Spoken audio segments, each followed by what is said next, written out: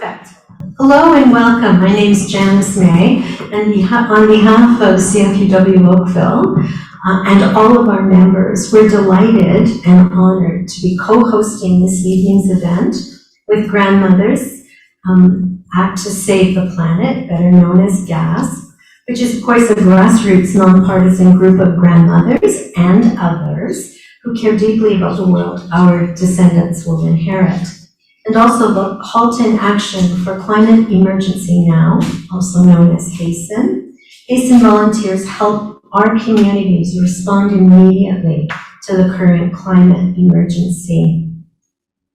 Tonight we acknowledge that the land on which we gather in our multiple locations here and online is on the traditional lands of the Mississaugas of the Credit, part of the Anishinaabe Nation that extends from the Niagara Peninsula across Hamilton, Halton, and Toronto to the Rouge River Valley. We thank the Mississaugas of the Credit First Nations for sharing their traditional territory with us and recognize the enduring presence of Indigenous people on this land. Indigenous peoples have forged the paths along Bronte Creek, the 12 and 16 Mile Creeks, and along the shores of Lake Ontario for millennia. We walk the Moccasin and Morrison trails and pause with respect for the history and importance of these trails. We remember and acknowledge how First Nations people cared for the land and how the damage of our past generations must be reversed to help nature heal.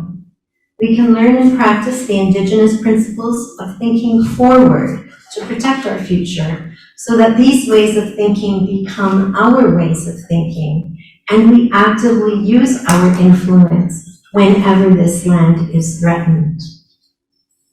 An important contribution to this healing is the topic of our time together this evening, a topic which, coincidentally, PBS NewsHour ran a very informative segment last night, and the link for that is in the resource sheet that is available to you. Interestingly, this morning, Toronto's Atmospheric Fund communicated that their top budget recommendation for all levels of government is to go big, really big, on heat pumps. So we will provide you with the resource document after the seminar, and we also want to make sure that you realize that this is being recorded, so if you ask a question this evening, that will also be part of the record. And now I'd like to introduce my colleague and friend, Linda Sturgeon. Thank you, Janice. It is my pleasure and honor to introduce the two gentlemen who will be speaking with us tonight. Both of them walk the talk when it comes to climate action. They both have heat pumps in their own homes. Our first speaker tonight is Hart Jansen. Hart grew up in Winnipeg and graduated with a BSc in computer science in 1977. Hart and his wife Daniela designed and built an energy-efficient house with help in South Oakville some 10 years ago with no gas line and 90% fewer carbon emissions than the average house. And of course, it has a heat pump. They own only one car, a 5-year-old electric, small battery Kia Soul. Hart co-founded HASTEN, Halton Advocacy for Climate Emergency Now, some 4 years ago, to help inspire Halton residents and our government representatives to understand the urgency of the climate crisis and the means by which we can be the solution. Our second speaker, who understands how heat pumps work from the ground up, is Jim Fielders. Jim Fielders has a civil engineering degree from Guelph. He also has a passion for electronics and started his own acoustics firm in 1989, which he sold in 2005. During his first year of retirement, Jim took the 1 Ton Challenge, a federal government program urging every Canadian to reduce their greenhouse gas emissions footprint by 1 ton. At the same time, Jim decided he had to do something about climate action. So he started a renewable energy business, bought a Prius, and built a green home in Burlington in 2010. Jim has transitioned into helping homeowners learn about options to reduce their energy use and fossil fuel costs, while also reducing carbon emissions. He says he has come out of retirement to fight climate change and offers his services for free. Jim has years of experience helping customers with heat pump decision and installation. Welcome, Hart and Jim.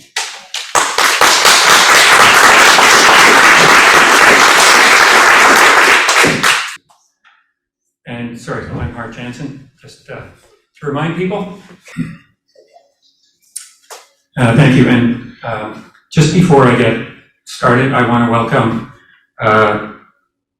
5 Oakville councillors who are attending. We have Janet Haslett-Thiel and from Ward 3 and Jonathan McNeese from Ward 1 here in person.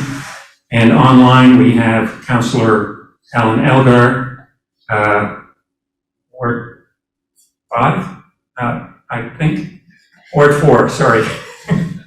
Kathy Duddick from Ward 2 and Dave Giddings, Janet's companion from Ward 3. So welcome councillors.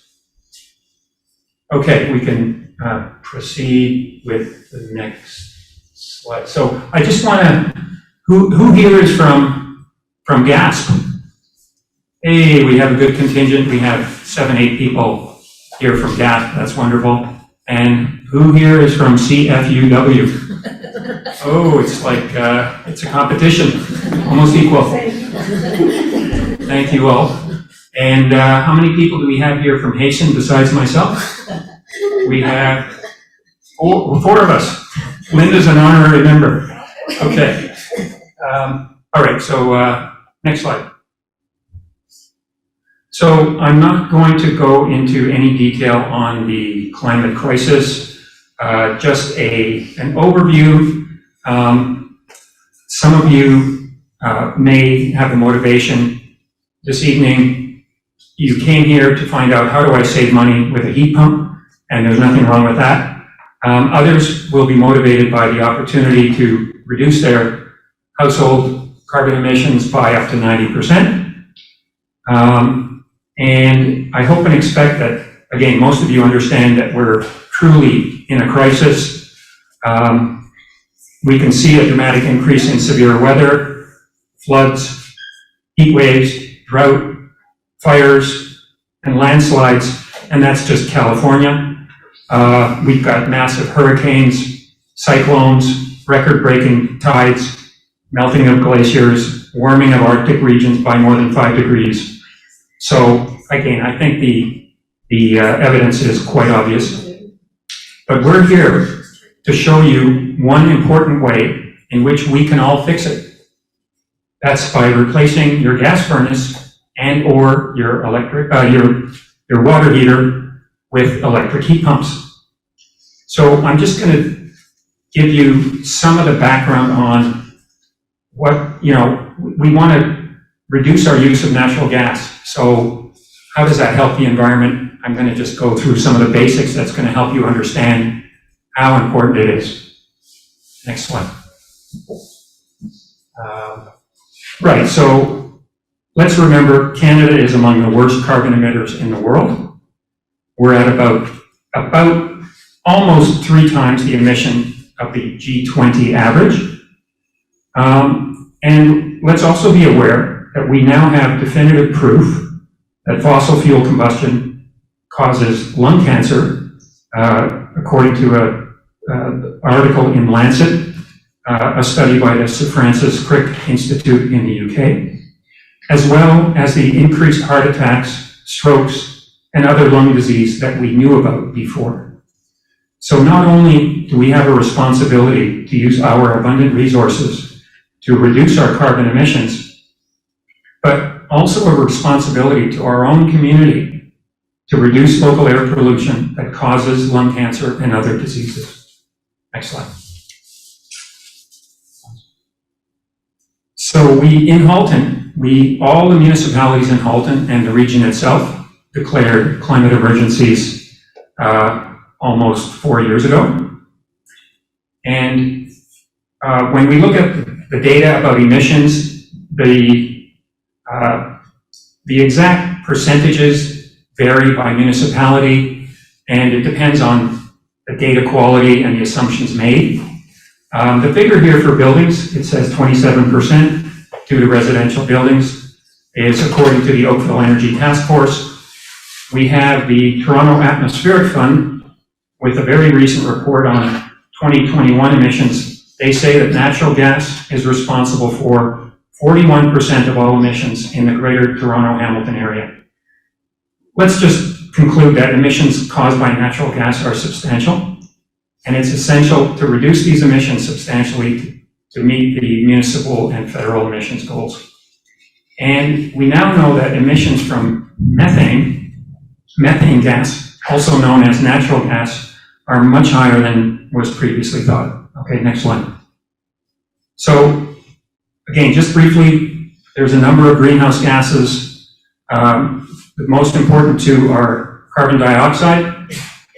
That's responsible for most of the climate change effects we see, and it persists in the atmosphere for 300 to 1,000 years.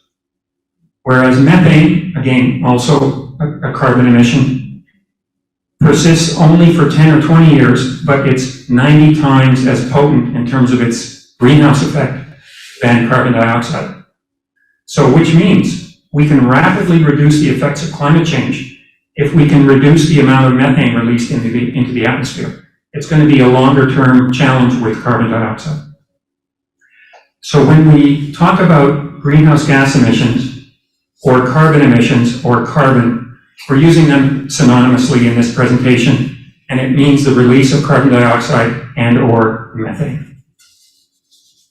Next slide. So here's the emissions picture for natural gas use, which is going to be, again, a focus today, because heat pumps reduce that use of natural gas. So natural gas is about 95% methane. And when it's extracted, so if you look on the left side of the slide, you're extracting gas using some kind of well. 80% of the new wells in Canada are fracked wells, or they use a fracturing technique to extract the methane. And these have very significant leaks of methane in the extraction process. And there's also leaks, again, all going into the atmosphere when the gas is processed, and some of this gas is flared either when gas is extracted or when oil is extracted, and it creates significant leaks of methane, as well as in the distribution system. Again, you can see the pipeline going from the left-hand side on the bottom to the right-hand side, piping the methane into your residence. So we've got lots of emissions of that potent methane going into the atmosphere, even before the gas gets to your house. Now, when you burn that methane in your house, your water heater and your furnace, it creates primarily carbon dioxide and water.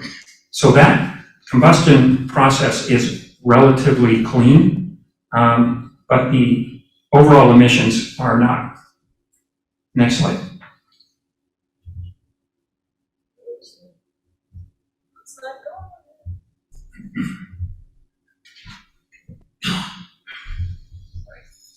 There we go. So don't let the word natural fool you. We are extracting, distributing, and burning methane. So the basic fact is that the average home emits, this is the average Ontario home, emits 5 tons of carbon dioxide emissions from the burning of the methane in the home. And this estimate is from the Environment Commissioner of Ontario in 2019. Next slide. So natural gas, then, it's cleaner burning when at the residence. You don't get the sulfur dioxide and nitrous oxide that you get from burning coal. But from a carbon emissions viewpoint, it's just as bad or worse than coal. And recent articles in Nature and National Geographic Science have synthesized the more accurate recent data, which properly accounts for methane's effects over 20 years rather than 100 years, as was done previously, and more accurately accounts for the upstream emissions that we discussed. And so these articles and these recent studies show that carbon emissions are quite intense. And you'll of course see that the gas extraction and distribution industries, and to a large degree government agencies, are quoting the older data because it's to their apparent advantage. So, another myth busted. Natural gas creates as many carbon emissions as coal and maybe even a bit more. There is no such thing as clean natural gas. It's a myth propagated by the gas industry and gas distributors, just as the false claim of clean diesel was propagated for years before it was disproven. And if there's interest later in the Q&A, we can talk about the myth of the attractiveness of gas stoves. Next slide.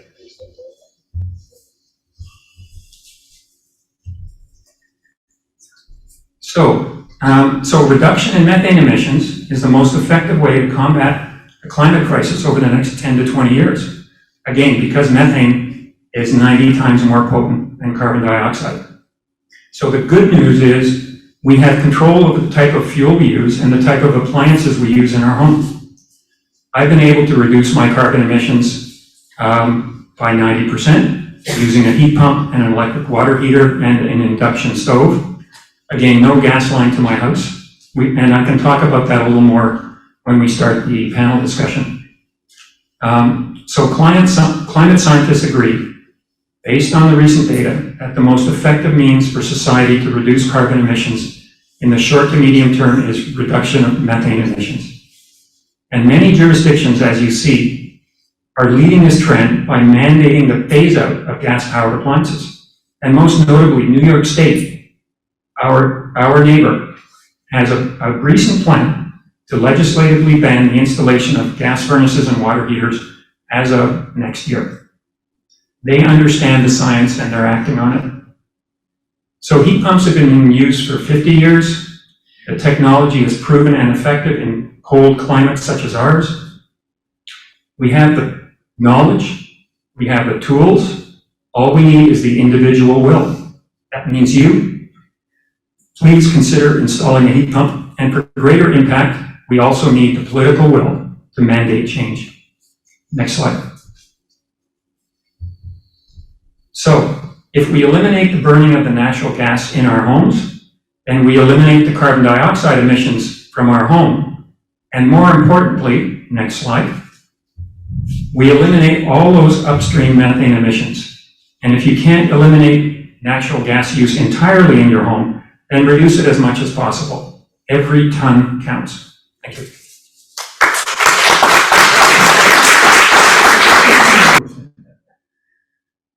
I'm Jim Fielders, as you were told. The next slide, please.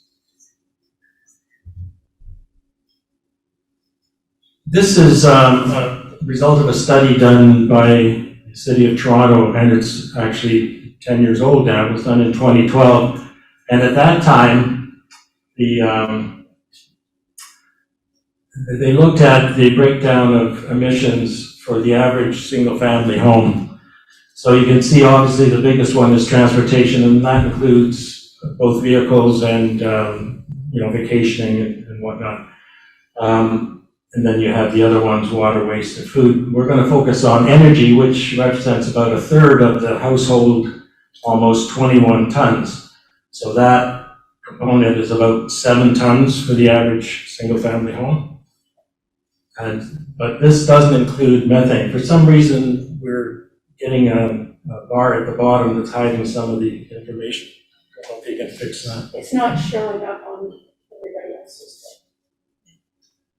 Anyway, next slide. So we're talking about existing homes. There's a lot of work going on with new housing. The building code has been continually improved, and it's in relatively good position, although there's still room for improvement. But we're looking at existing homes, which represent the majority of the emissions.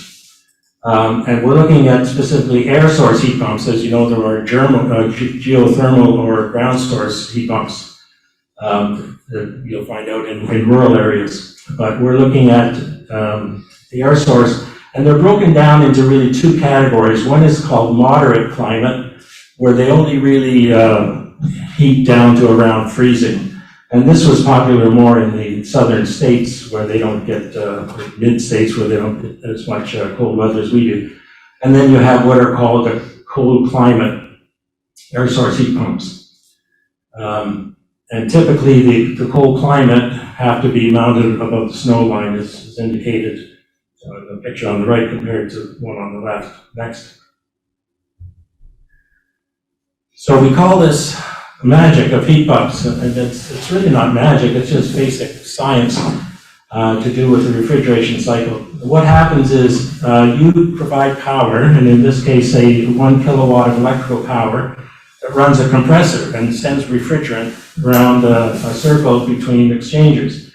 And what that does is it gives 3 kilowatts of high temperature heat output. So it's really extracting heat from the air. And in a 3-to-1 ratio. So you see at the bottom, the 2 kilowatts of your heating is coming from the environment. Now, I'm an engineer, and I first thought this was hocus pocus, but, and I go out and look at my heat pump when it's minus 20, and in the house, which is 4,000 square feet of heated area, has never dropped below 21 degrees for the last 12 years. So I've stopped questioning it. It is true. And we can get into all the details of how that actually works. It's an expansion of gas principle, but I won't bother you with thermodynamics at this point. Next, please. So it's really one of our sources of renewable energy. You've got wind, solar, tidal, now you've got air, so think of it that way. So let's talk about what kind of, I say, an animal a heat pump is compared to your typical gas furnace and regular air conditioning. A number of benefits. It is more comfortable in terms of an indoor temperature. That's because it runs on a lower output temperature, but for longer periods. So it's compared to a gas furnace, you don't get a big blast for a few minutes and then it drops, gets cold and repeats the cycle. And what that does is that it ends up creating more even temperature from floor to floor and room to room. Now, we also find that when people go to heat pumps, and they may be doing other measures as well, such as air sealing, insulation, that you don't need as much humidification because now you're kind of closing gaps where cold air, dry air is coming in, and you don't have that as much. And then there's also less need for dehumidification in the summer. And another big benefit is lower sound levels. The technology has really improved in terms of basically fan noise that you would find both on the outdoor unit and the indoor unit. One of my customers said that her neighbor came running over the day after she put in her heat pump, and he says, "Thank goodness you did that because your air conditioner was driving me crazy. My porch faces your sidewall." She didn't hear it because it was on the sidewall, not in her backyard. And he says, "But what's that thing hanging on the wall of your house?" And she said, "That's my heat pump that's running right now." So that's a real life example. Next, please. So there is also a lower cost in operation, and we'll be looking at that in a little more detail later. And there is no need, in fact, it's recommended that you don't set your temperature back at night.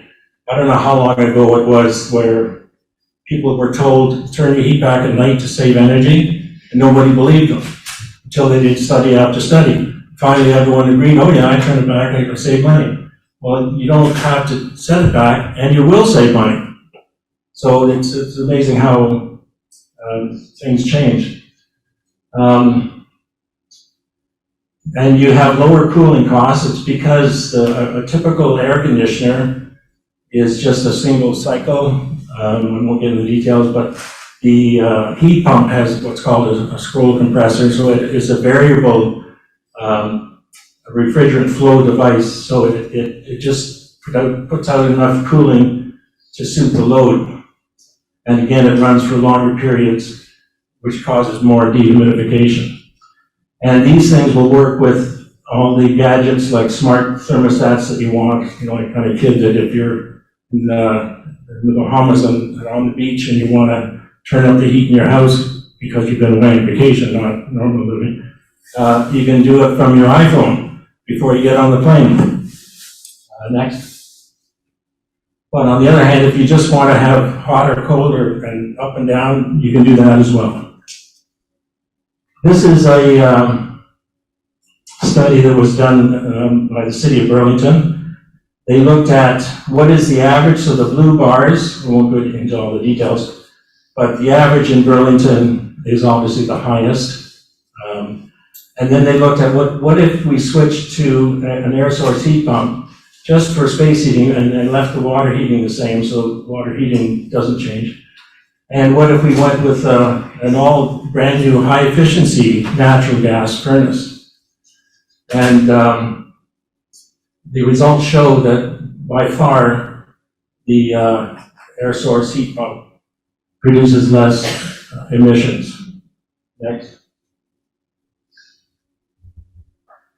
So in general, people say, well, what's it cost? What am I going to say? What about emissions? So generally, heat pumps, the range that we find for single-family homes or townhouses is between about $4,000 and $20,000. That's installed with tax. Now, we're talking about inflation, maybe this is going up a bit. But as there's more uptake, obviously, prices will come down just due to the volume of sales. And you'll save between $200,000 and $3,000 or more in annual energy savings, especially if you're on propane or oil. Like farmers will just, there's no reason they shouldn't run out tonight and buy an air source heat pump. And then in terms of emissions, you can save between 2 and 4.5 tons, again, of the average 7 tons that a house would produce. But let's look at what happens over 15 years with, we've got the carbon tax, and I'm assuming that it'll stay in place. There's no guarantee. And next. And so we looked at on the left, what if you, say your furnace and air conditioner has to be replaced. So you can go out and buy a new high efficiency. By the way, mid efficiency is not allowed to be purchased anymore in Ontario. So you have to go with high efficiency, which costs more. And then in terms of the increasing carbon tax, as well as the increase in the cost of natural gas, which they just announced another increase shortly. There was, as you know, one before Christmas. So your total cost in gray over 15 years, and that's accounting for 2% inflation, is the highest of the alternatives. The two in the middle are hybrid options, where if you go to, and it's new equipment, but if you can put in a heat pump that only works down to about -15, you can supplement it with either a gas burner or an electric heating element. And those are the two in the middle. And then the one on the right is what's called the full cold climate heat pump. That it costs the most, but the rebates help reduce that, and there are new rebates you'll be happy to hear about later. But the operating cost is much lower than the other alternatives, so the total 15 years, including taxes and whatever, is the best bang for your buck. Next. So we're going to look at what if you do have a furnace that's not too old, say, less than 10 years old. Next. Again, two comparisons. One on the left is what if you if you kept your existing furnace, and it may not be as efficient as the latest model, but we've assumed an average, so you've got your operating costs, and there's no capital costs, so you're just going to be spending money on fuel. Well, that's something I didn't know. Did you do that? Yes. Okay, then, let's take it right off if we can, but anyway. So then the option is to get a hybrid that replaces your air conditioning coil above the furnace and the outdoor unit. So that cost is, again, $4,000 to $5,000. And then if you look at operating costs over time, it turns out some people on a mild winter don't even, it doesn't get below minus 15, or the days that it does, they just put an extra blanket on for the night for 2 or 3 hours that it gets a little colder. And people have found they don't need the gas furnace at all. But typically, the gas furnace would run on an average year about 5% of the heating time. So that is also less expensive than keeping your existing furnace. Next. So the other question I get often is, I've got a cold basement, and this is just, especially with central ducted systems, it's just the laws of physics, that hot air rises in the winter, so the basement is cold, and cold air sinks in the summer when the air conditioning is on. So this may sound a little counterintuitive, but if you put what's called a mini split heat pump in your basement, say in a family room, and then you make sure you've got a good opening to return to your air handler and your air conditioning, you can circulate the air through the house and it'll pick up the coolness from the heat pump. But when it gets really hot and the basement starts to get cold, you can now switch that heat pump to heat mode. So again, it's 40 degrees outside and you go down to your basement and you turn on the heat. But it works, and it doesn't cost that much. Next slide will show that. It's kind of a wash, depending on what's going to happen with cost. Next.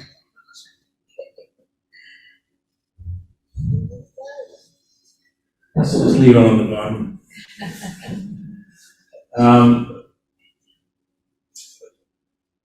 I'll do the title anyway.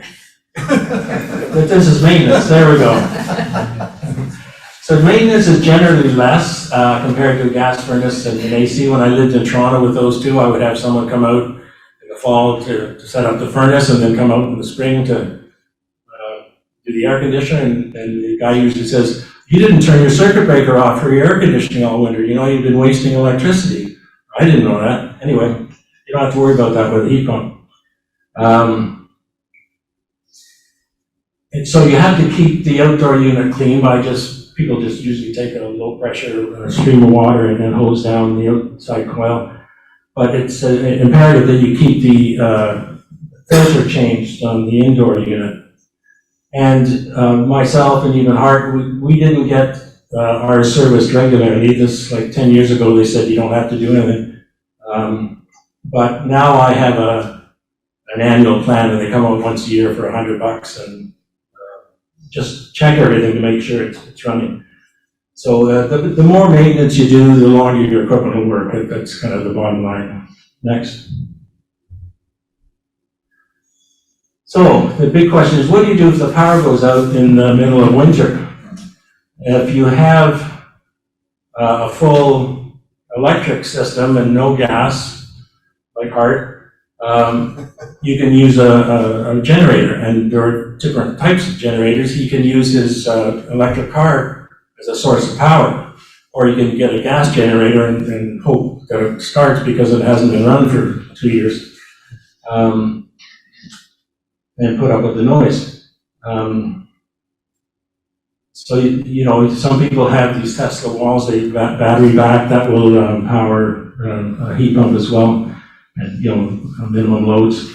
Or some people still have a gas fireplace or a wood stove, wood fireplace. My brother's on a farm, that's what he does. Now, the other thing is if you don't have any of those, you can drain your pipes, put antifreeze into the drains, like people with cottages know all about this, and then go stay with your relatives or in a hotel that still has got power. Okay. find one. Next. Sorry, Jim, can I just interject? The same for for the power outages, same holds true for people with gas furnaces. Yes, and there is a partial solution for that, which I'll talk about later. So let's look at the buying process. I would discourage the what's so-called moderate heat pumps because you won't really save as much as if you go with a higher efficiency one, just because they don't work too well below or around freezing. So the other, they shut off again around freezing. And so they can work in hybrid situations. Next. So the word cold is missing. I thought I fixed it, but I didn't. Anyway, the cold climate products work down to between minus 15 and minus 30. There isn't really a separate category for those. They're all both called cold climate.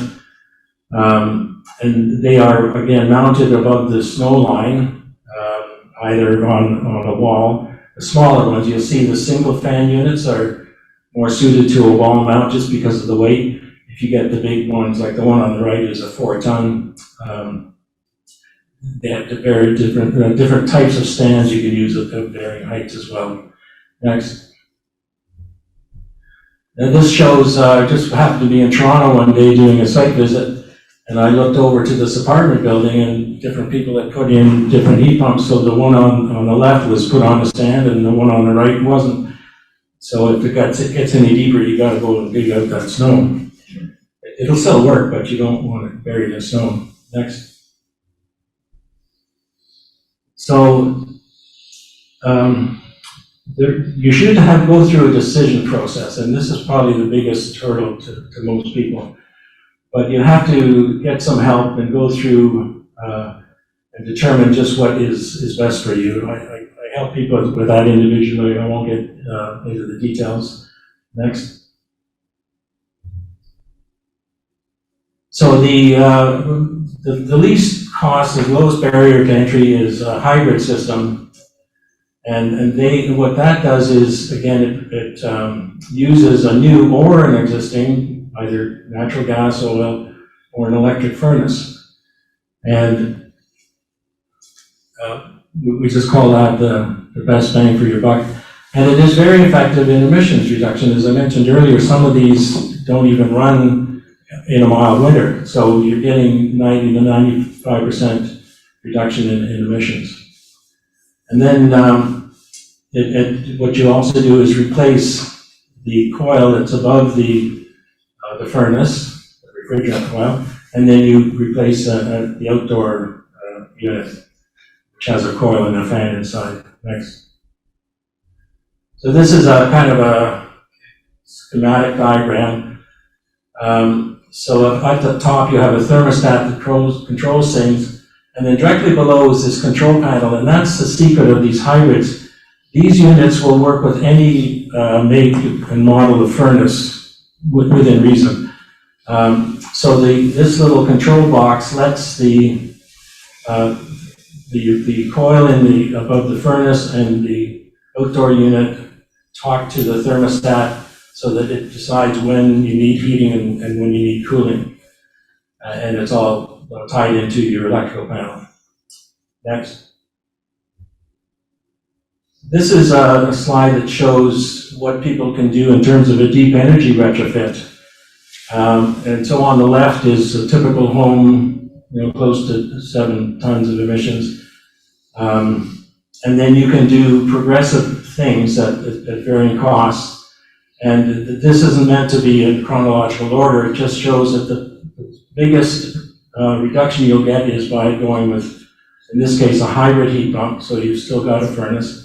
Then you go to a water heater and so on, do insulation and air sealing. And the last thing you really want to do is wrap your house in a blanket and change all your doors and windows, because the payback for that is very long.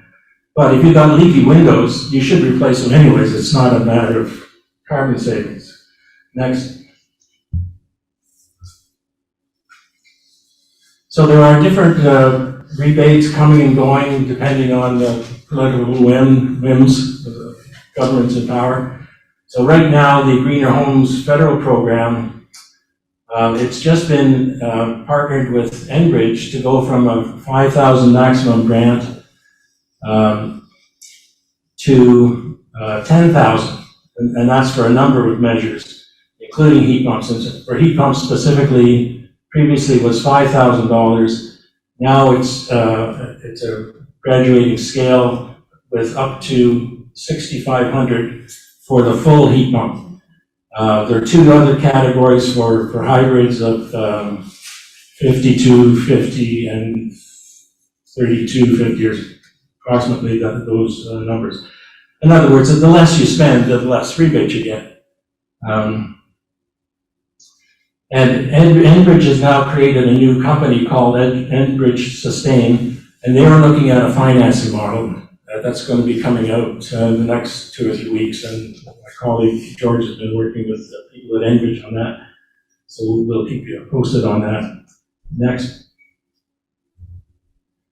This is an example of what Hart and a couple of friends have done. So with me on the top, I started with a brand new home, but I had an on-demand gas water heater. 12 years ago, I didn't know as much as I did. I didn't even know what an air source heat pump was. I was going to do 2 wells in my front yard, which was going to cost me $50,000, and do geothermal.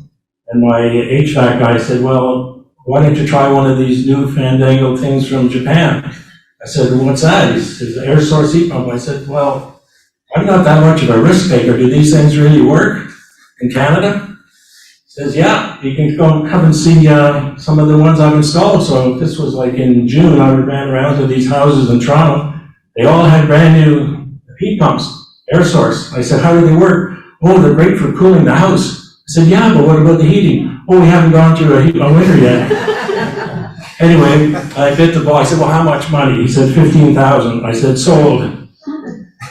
Anyway, so I started off at less than a ton for gas, and my electricity was a little more. And then when I switched to electric tank water heaters, got rid of the on-demand, my electricity costs went up a little bit, but I saved a lot on gas, so my net result is just under a ton per year. And then Ed Marion, who's a passive house consultant who helped Hart design his home, renovated a home as opposed to building new, and he's 0.22. He has no gas into his house. Hart has mentioned that he's also similar, and he's down to 0.45. And then another person in Guelph who just had a hybrid heat pump put in and went with an electric water heater. She's actually doing better than I am. So this is real. You can really get significant reductions. Next.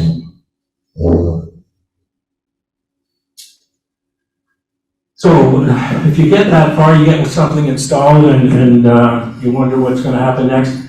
Typically, when you start reducing your airflow, your indoor air quality should be looked at, because now you may get a buildup of carbon dioxide inside the house, and so you may want to ventilate it, and there's different technologies. There's heat recovery ventilators and energy recovery ventilators. The trend now is to go with the ERVs in this part of the world, and that will give you fresh air. When people come into my house, the most common reaction is, this house smells so fresh, and it's because I'm bringing fresh air in all the time. And that is cold air coming in that gets heated by the stale air going out, so it's an exchanger. Next. So here are some case studies of jobs that we've done.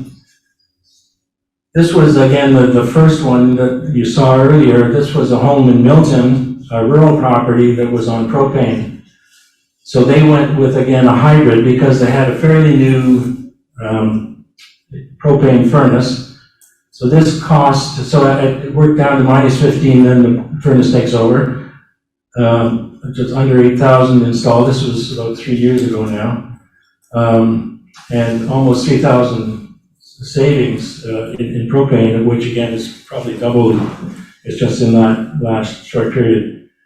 And a very significant amount of greenhouse gas emissions reductions. Next. This is a layout. It was a house with a finished basement, and had a former, they took out the kitchen that's shown there. But anyway, they had a furnace room, and they ran the refrigerant lines from the middle of the house to the outside wall, and they were afraid that they would have to take down the ceiling in the bedroom, but they didn't. The installers were great. They were able to just fish the lines through the ceiling without any damage at all. So we were all happy about that. And then it's not shown, but then there'd be a connection to the electrical panel. Next. So I say jokingly, this is a poor, lonely propane tank that doesn't get any visitors anymore. Next. This is a baseboard heated townhouse in Oakville, and they went with the mini split system with 3 heads on the walls in different rooms. And again, this worked to -15, and then the electric baseboard, which was already there, takes over. So, and now they get cooling. They didn't have cooling before. Well, I think the previous owner had the window air conditioners, which condo boards don't seem to be too keen on. Anyway, they also did some upgrades with air sealing and insulation. So that spent about $10,000. And the annual savings aren't as dramatic as the previous one because they were already on electricity. So, you're not getting that benefit of switching fuels. And also now they're spending money for cooling, which they wanted in the first place. And so again, the gas emissions aren't terribly big because it was electricity to begin with. Next. So this shows the 2 typical, you may have seen these in places, wall heads. And it gives circulation. In a house that didn't have any central system, you now get air movement, and there's filters in those. You can even get a HEPA quality filter if you have allergies. And you have to decide what is the occupancy of the house as to where you're going to put these things. In this house, we put one in the main living dining area. It was an open concept. But then in the upstairs, there's 3 bedrooms, but there was a mother and her daughter who wanted privacy. So instead of just putting a head outside in the hall and closing the doors and not getting any heat or cooling, they decided to put one in each bedroom. Then you can close the doors, and then you have to use a much smaller output unit. And sometimes it's hard to find a small enough one because if you don't want it oversized, it just doesn't perform as well. Next. So this is my house, and I give tours regularly, except for COVID. You're welcome to come, usually in the fall. So again, this was the first one that came to Canada, and it works down to -30, and it was 15,000 installed. Now I've got 3,000 annual savings, but that includes other features I did. My walls are a foot thick. And I've got, 2 feet of insulation in the attic, and my whole basement is insulated, similar to Hart's, not to the same extent. But all of those things together gave me significant savings compared to if I'd gone with a regular high-efficiency gas furnace and air conditioner. And my carbon emissions are almost 5 tons. So I'm about 90% less carbon emissions than my neighbors. I've got a video that shows panning around to the neighbors, and just to show you that this is an older part of Burlington, so most of the houses are fairly old. Next. That's the outdoor unit on the left, and again, it's a double fan unit, so it sits on a stand that you don't see on the picture. And then on the right is the box, or what's called the air handling unit, on the inside, which has got a fan in it and the coil. Next. This was a home in Burlington with a guy who had done, he put solar panels. If you look on the upper left. I haven't used this yet, but I can just show you. There are solar panels on that face. That was facing south. So he'd done that. He got the microfit program, and he was air sealed. He said he couldn't go into the basement in the winter. It was so cold. So he spray foamed the basement, and it made it much more comfortable. He had an Ecobee smart thermostat, and we had a little trouble getting that to talk to the heat pump, but we figured it out. And so his cost was just like under $5,000. And, but he's not saving much, and he didn't do it for saving money because he'd already done so many things. So if you leave the heat pump to the last item on your list, you might be a little disappointed because you've saved so much money in other places. Anyway, he got significant emission savings. Next. That's the outdoor unit on the wall. And it's kind of a poor picture, but on the right you can see the lines feeding into the coil that go on top of the furnace. Next. This is, that's the same one. Sorry, yeah. So I mentioned the woman in Guelph with the neighbor who was so happy. This is the one she put in. It's down to minus 15. And she just wanted a simple thermostat, just hot or cold and up or down. And she changed her gas water heater to electric and did some insulation and air sealing and spent $7,400. And she's saving $400 in annual costs.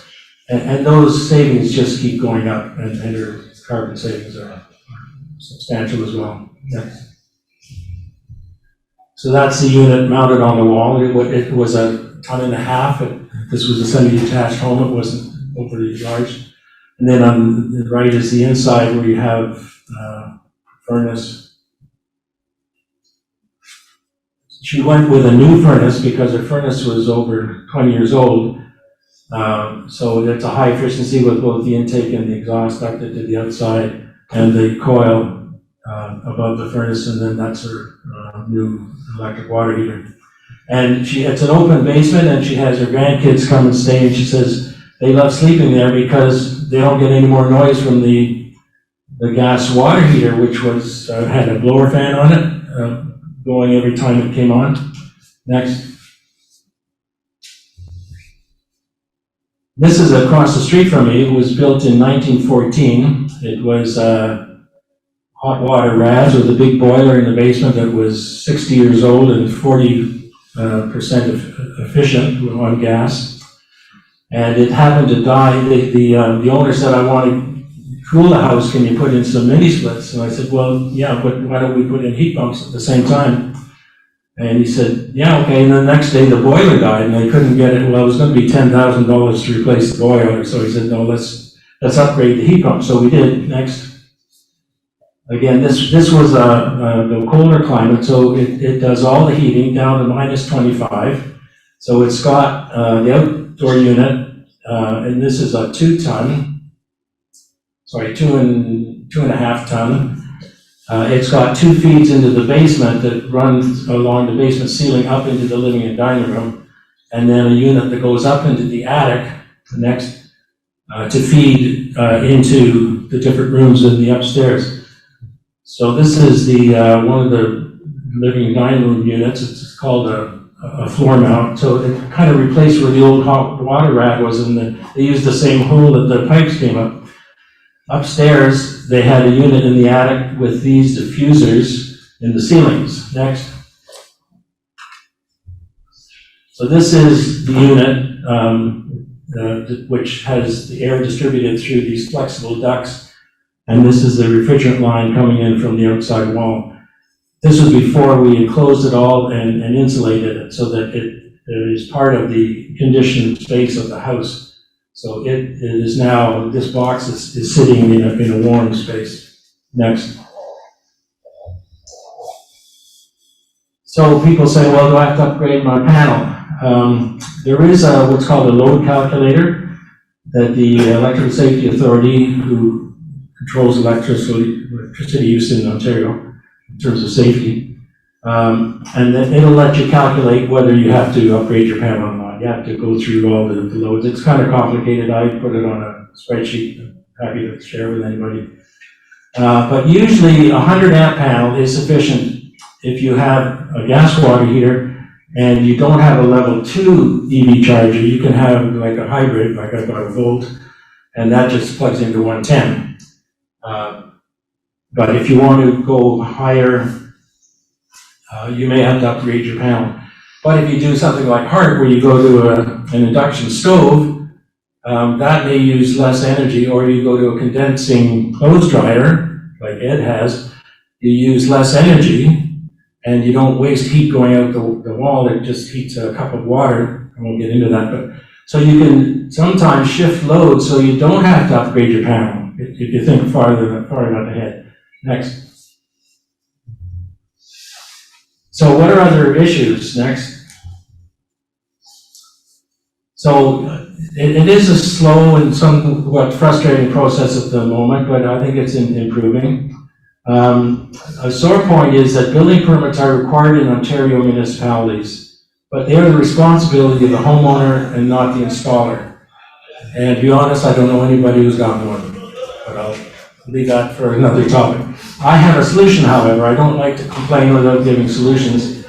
We can fast track this, and I've got one of the councillors in Burlington looking at reducing red tape to take all the building department needs is into information that's in your energy audit. So you just take it and put it in the right box on a form and submit it, and these cities aren't going to charge us any money for the fee, hopefully.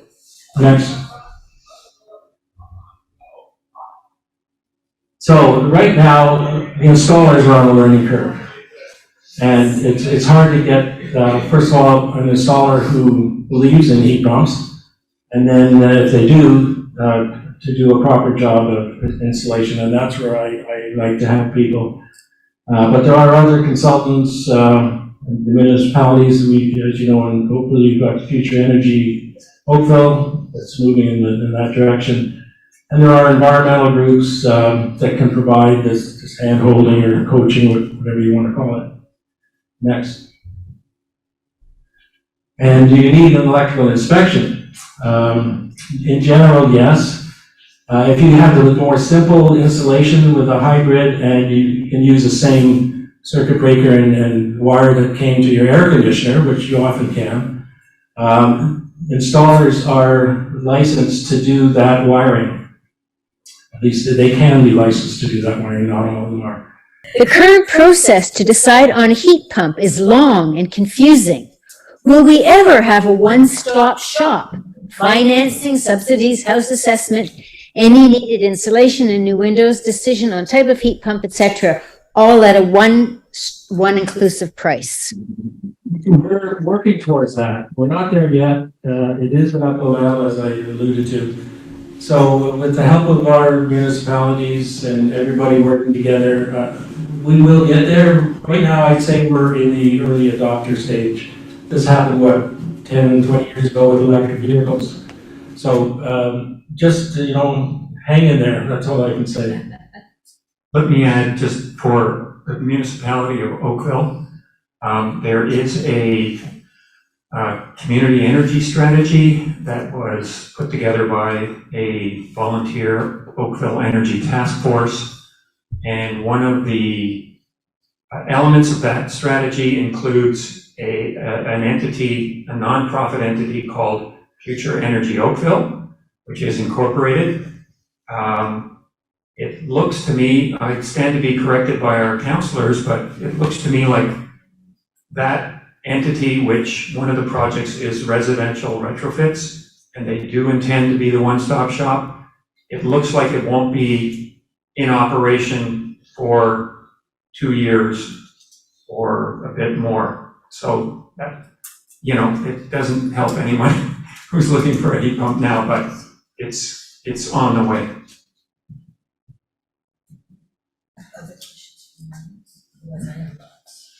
Anybody else want to come up to the mic?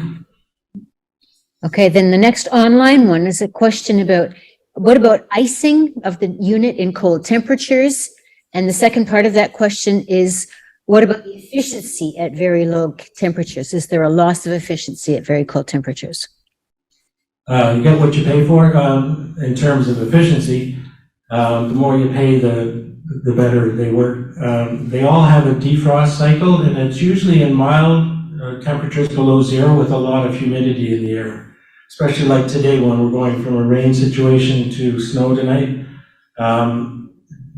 They go into a defrost mode, and so you'll see condensation.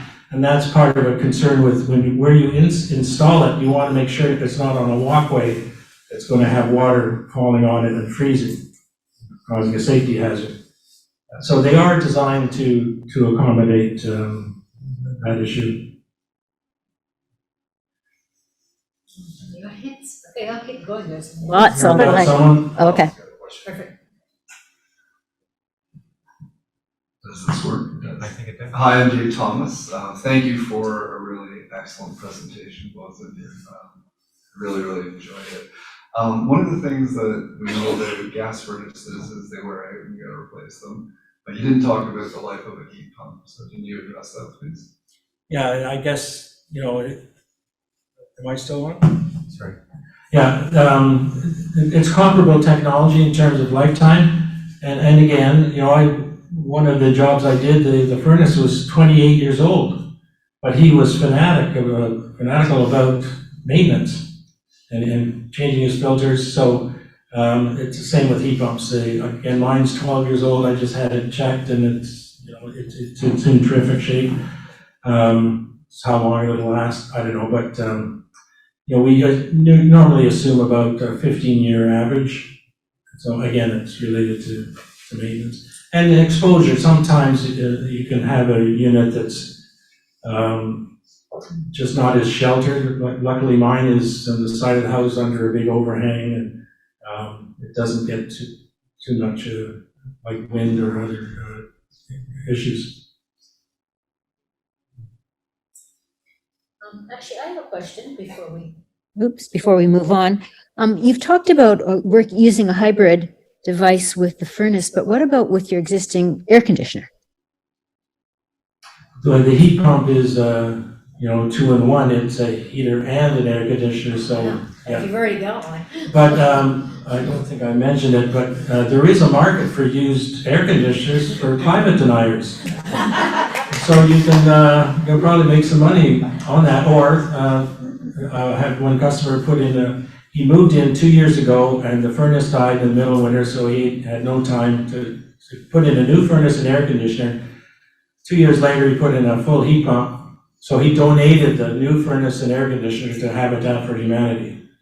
So, I mean, it's still producing carbon, but in a good way, if you can call it that. So, Can you get a tax receipt? yeah, it gets a charitable tax receipt. This issue of, I think Enbridge is the enemy, and I say, you've heard that term, I think it was from The Godfather. Keep your friends close, but your enemies closer. So I'm willing to work with Enbridge, and I think they are seeing the light at the end of the tunnel, and they are going into renewable energy. They've got solar farms out in Alberta, and they want to keep those pipes in the ground to start filling our houses with hydrogen, in the future, or renewable natural gas. So I think we can all work together through a transition period and don't try to just go cold turkey. So we are going to start the panel discussion part of our evening. And we will, again, we're going to have a short introduction here, and then we're going to go back to questions. So we do have time for a lot more questions. So I am going to, I'm part of the panel. I'm going to relate my experience with heat pump environment. I have Ron McKee with me on my left, and Nav Tej on my right. And I'm going to let them introduce themselves, and then I'll do a short introduction also.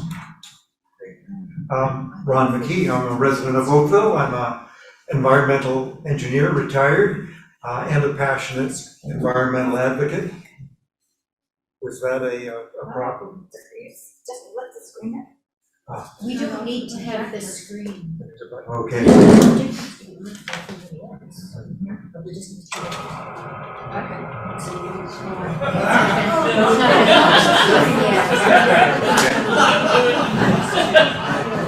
right.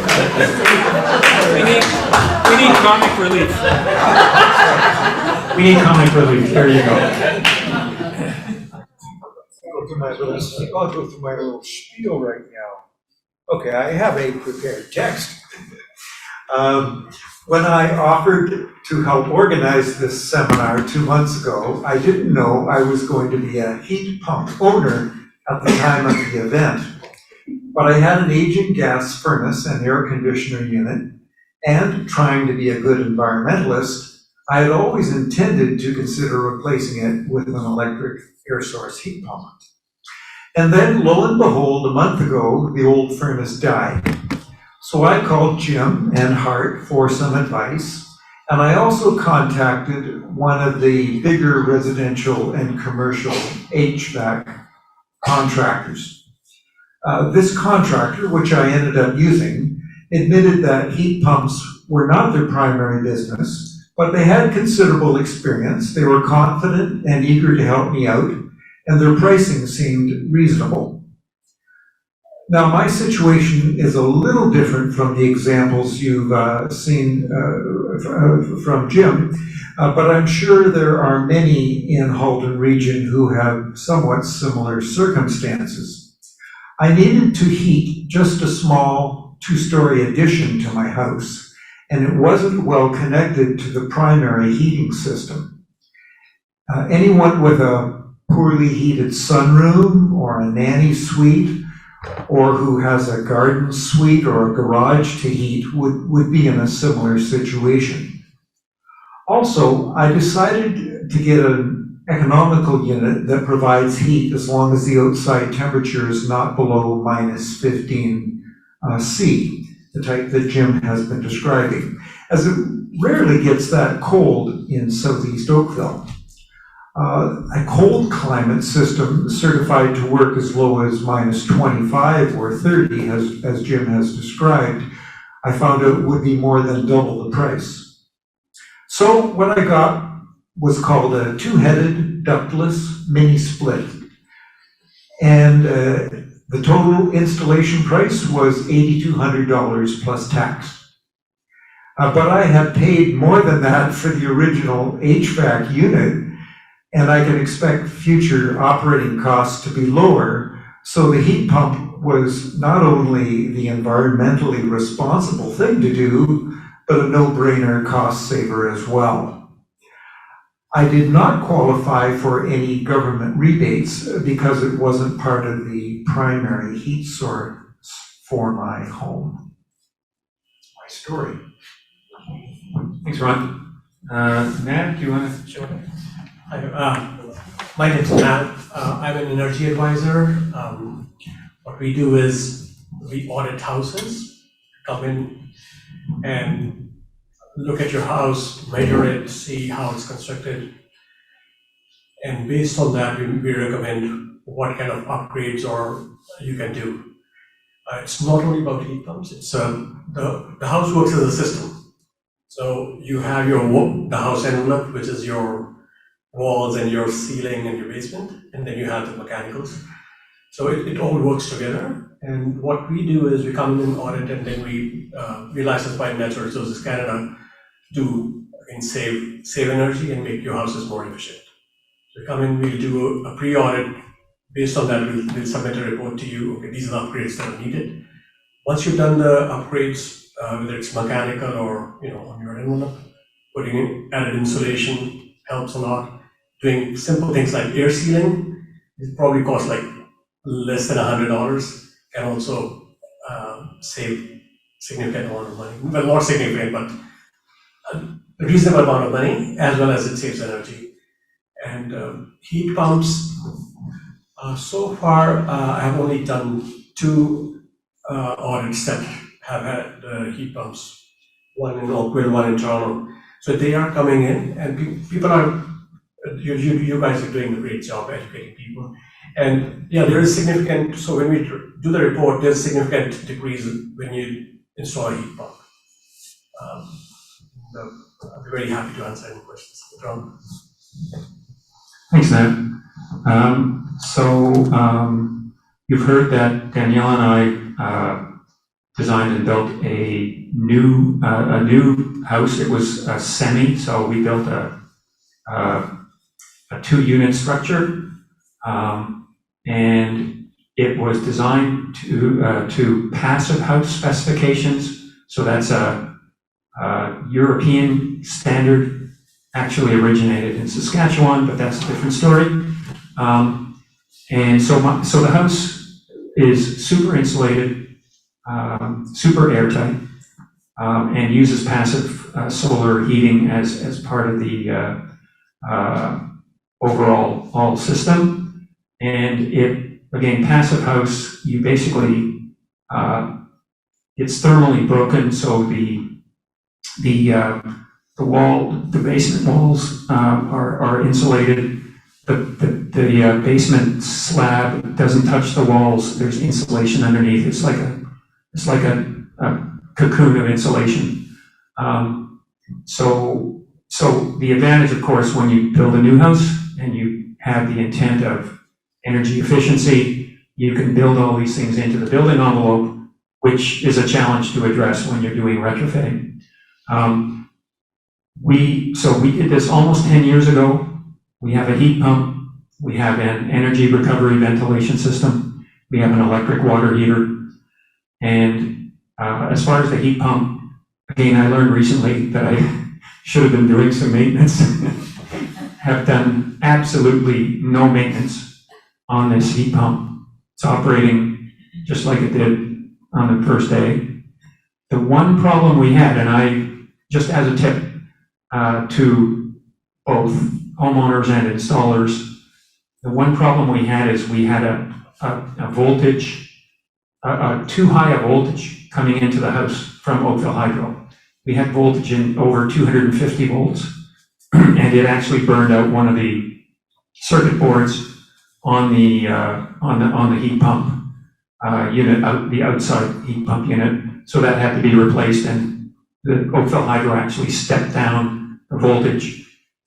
Anyway, if anybody's interested, we can talk a bit more about the crude methods that Oakville Hydro uses to do load balancing. So I advise, if you're installing a heat pump, check your have the installer check the voltage level to make sure you're not at risk of, or put a voltage regulator on. So my closing comment would be, this is the most comfortable house we've ever lived in. We've got a humidity that fluctuates between 45 and 55% year-round. No humidifier, no dehumidifier. There's no drafts, no cold spots, no hot spots. And yeah, the noise level is low. There's no whoosh of the furnace. It's a real pleasure. Yeah, I'll leave it at that. And if people have more questions, I'd be happy to entertain them. So we would open now for any questions to any of the panelists and to Jim Fielders. So we're ready for more questions from the audience or from the online participants. Art, just curious on your system, do you have any kind of air exchange in your house with your unit? Yes, so I have an energy recovery ventilation system. So just like Jim, we are bringing fresh air into the house 24/7.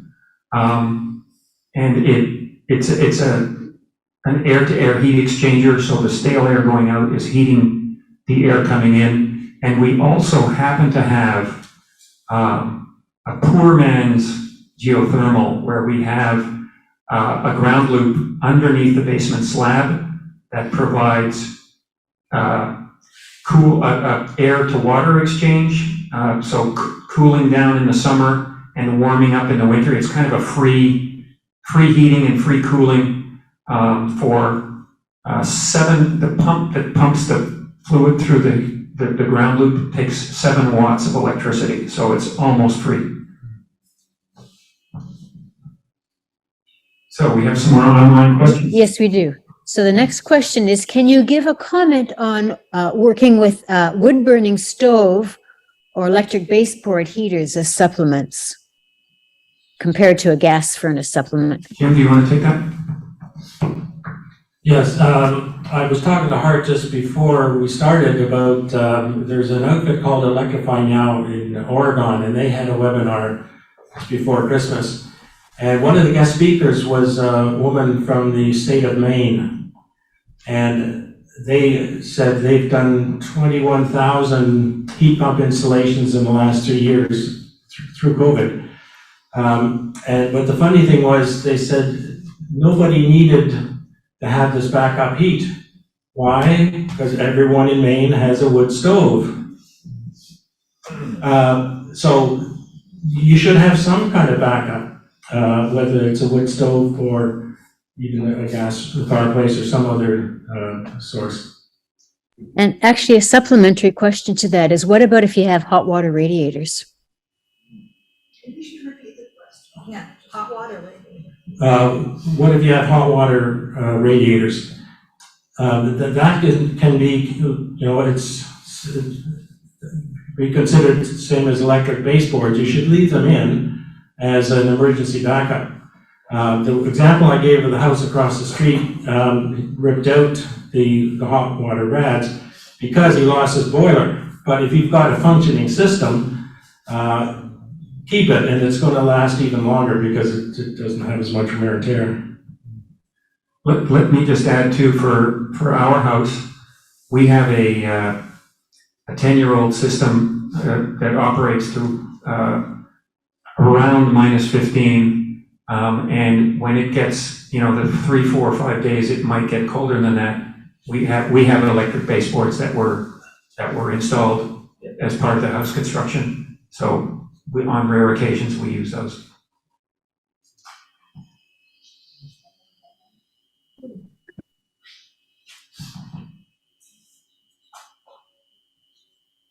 So glad you guys are here to help us. I have 100 questions, which I'm not going to ask.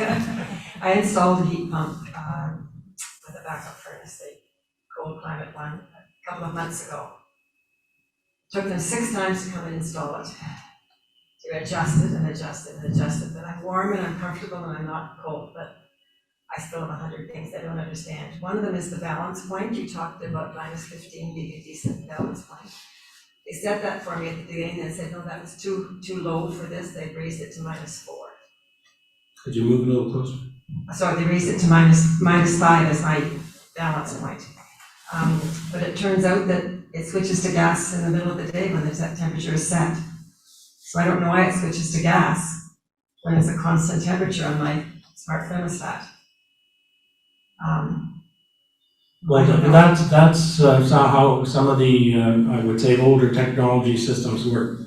They tend to be the American brands, and they were developed more for the U.S. market. They didn't hear about Canada, or even in the colder states, they weren't really installed. And could I ask you whether the outdoor unit is sitting on the ground or mounted on the wall? They initially installed it on my driveway, and then I slipped on the driveway because it had water and it froze that night. So they came back and reinstalled it at the back of my house on a platform. But it was sitting flat on the driveway, and they said, no, it should be on the stand. It took them 6 times to get it organized. This is a big company in Oakville. Well, I share your pain, and I see it all the time, and it's the lack of education, and that we're going through this. I'd be happy to come and see your situation to give you any advice I could. Thank you. I have a lot of questions. They were a good crew, but I think it was new. Yeah. Exactly, yeah. But what I try to do is, at first I started being there for the installation and actually getting my hands dirty and doing some of the work myself. Even Nav came along one day to help us. So I learned the details. There's a few little tricks that you need to know. And if those are missed, you can have problems. And then I thought, well, now everybody knows what they're doing. I don't have to show up. And then I had something that went wrong. So I still feel, I don't want to call it policing, but I like to offer help without trying to be, intrusive. So I'm doing that whenever I get the chance. They were very helpful, and they put on speakerphone with the manager here, and he went on speakerphone to Texas to Bacon. And so I could hear them all on the speakerphone, but they kept resetting it, and they came back a week later and reset it again, and so I don't know, I'll call you. Sure. But I'm very happy to have it, I'm not complaining, I just adjust it. What was the name of the company? You don't mind me asking. We're not allowed to give out proprietary information. Okay, next question we have online. If the heat pump cost ranges between $4,000 and $20,000 dollars, what would be an estimated average for a single-family home in an area like Burlington or Oakville? And you did give this, but perhaps a recap on those costs might be helpful. Yeah, so there's the decision, do you want to go with the full down to the coldest temperatures or not? If you do not, and the advantages of keeping your furnace is that you have a backup if the heat pump fails, or if the power goes out, there is a device you can buy online, it's called a car generator. You can hook this inverter on the hood of your car, hook it up to the battery, and it'll give you enough power to run your furnace. You gotta run an extension cord from your car into the furnace, but it's a small price to pay. So the decision is, do you go with that system, which costs about $8,000, plus or minus, or you go the full Monty, which is more like $20,000, but you get a rebate of what was $5,000, which is now $6,500. So and you save more with the full unit than the smaller. They end up being about the same in terms of cost and probably emission reduction. So it's kind of a personal decision. It's to me more if you're living in an area where the power's going out all the time, then I would say go with a hybrid. If you're downtown Oakville, where there's much stabler electricity supply, you may want to go the other way. I think I can talk. They won't hear you online. Sure, okay, just a quick question, Jim. I thought I heard you say that the mid-climate heat pumps were no longer being sold, or was that, No, the mid-efficiency gas furnace, Oh, they have been banned.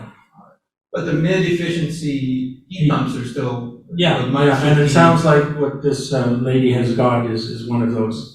Okay. Another question, if I may. Now, when you do an audit, do you show the benefits that you would get if you actually install the heat pump, and Yes. that's part of your audit? So part of the audit is we come in and we tell you what upgrades is it, and then we send you a report. Within that report, you will see how much each upgrade is going to save you what gigajoules of energy. And also based on that, what we also do is a sort of cost benefit analysis. Okay, we'll say, putting insulation in your attic is going to cost you maybe $1,500. And you get, right now, after they upgraded it, you get $2,300 of rebate. Imagine that. 2,300. 2,300, 2,350 or something. You're making money. It used to be like $1,000. Most houses, I'd say, get about $800. But look at the return on your investment.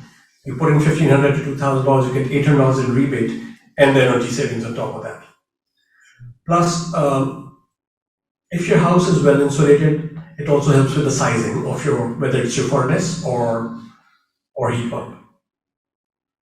So if your house is well insulated, I'm sure not here to testify to that, is you can go for a smaller unit. And so we send you a detailed report, and we also help you with, we do all the rebate work, the paperwork and everything, we handle that. That was my third question, how do you apply for the rebates? We do, the energy advising company, so whosoever is licensed, whether it's with, if you're with Natural Resources Canada, right now we're working with Enbridge. Thank God they streamlined it. It used to be a nightmare until 2 weeks ago. But they just streamlined it, so hopefully it'll go much more smoothly. But I think it's a great program. Do look it up on the Enbridge website, Enbridge Home Rebates. Thank you very much. You've been very helpful. And sorry, let me just remind people that, I don't know if it's already been done online, but we're gonna send a link to a heat pump resources sheet. So the online audience will have access to it, and our in-person audience, we have a QR code on the wall or on the table here. You can scan with your smartphone, and it's gonna give you several dozen or more references, videos, websites, even an energy efficiency textbook for free. So lots of resources, including links to the rebate programs. Chris?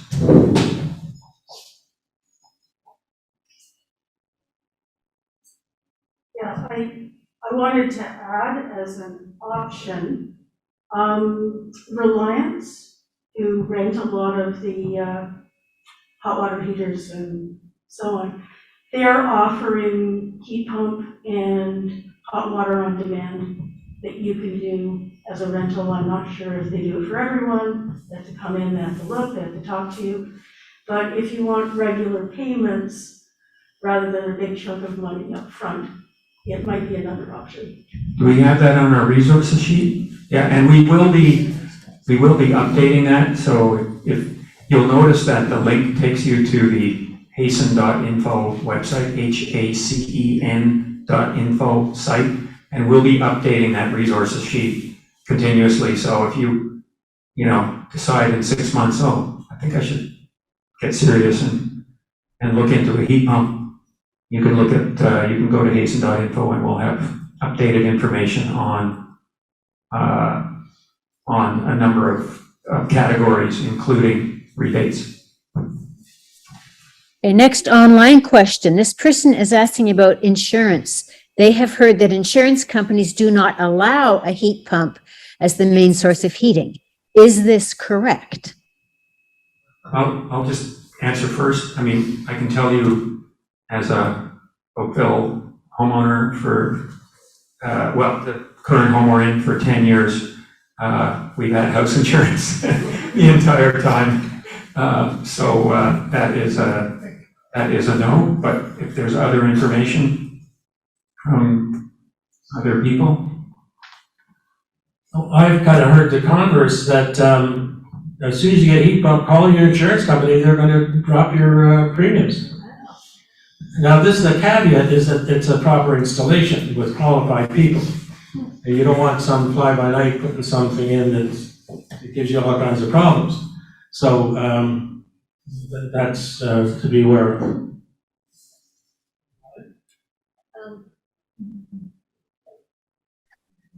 I don't think we can answer this question, but several people are asking, so perhaps there's a way for them to get private information on preferred manufacturers. I'm not sure that we want to do this, but maybe the way to address that would be to get the contact information from you folks so they can work with you one-on-one.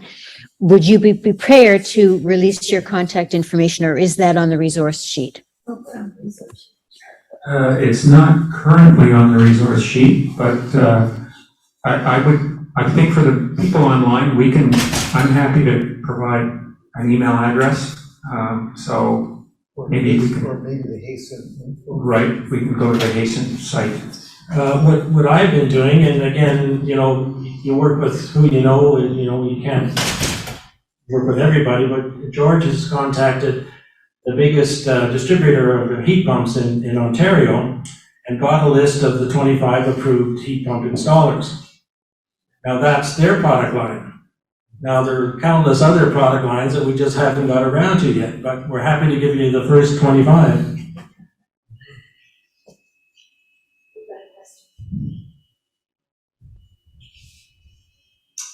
Hi. My furnace is 17 years old. What advice do you have for me? Well, I have an information form that I would email to you, and you fill out all the details, and just to save me driving all over the country. So I can do, with all that I've done now, I can pretty well determine just exactly what you need if you do a bit of the homework for me. So that would be the first thing, is to contact me, I can send you that form. Maybe that form could be on the website too. Can you give me some idea of what it is Well, so what my options are? I would ask, are you mid efficiency or high efficiency gas? If you're mid efficiency, it means you've got an energy hungry blower motor. So if you go to a hybrid, you may want to change the blower motor to what's called an ECM motor. So it's a variable speed. It only uses a quarter of the electricity. Like a gas furnace just doesn't burn gas, it burns electricity to operate it. So that's one thing you would look at first. And then issues like, do you have a cold room somewhere, or do you want to improve other things? And maybe the way to do that is to have an audit done to see if you should put in insulation. But I always say, before you spend anything, talk to me and I'll give you a few options, and then you can determine it. It's, customer specific. Everybody's different lifestyles, and so you have to make the final decision, but I can give you the options. Thank you. Well, we have one final comment here that I just want to share with everyone. Where did it go? Can we lobby for building code change so that any replaced air conditioner or furnace must be a heat pump? So we'll just leave that thought. Let me just give a short reply. I mean, yes, we can and we should lobby. The building code in the European Union is called a near zero energy building code. It's in effect now has been for a year.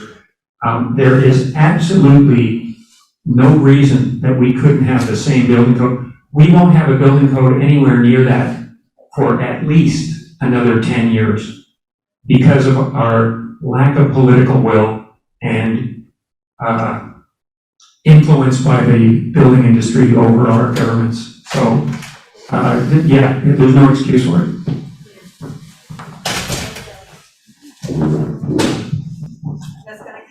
On behalf of the three sponsors, CFUW Oakville, GASP, and Hasten, I just want to thank you all for being part of this excellent informative session tonight.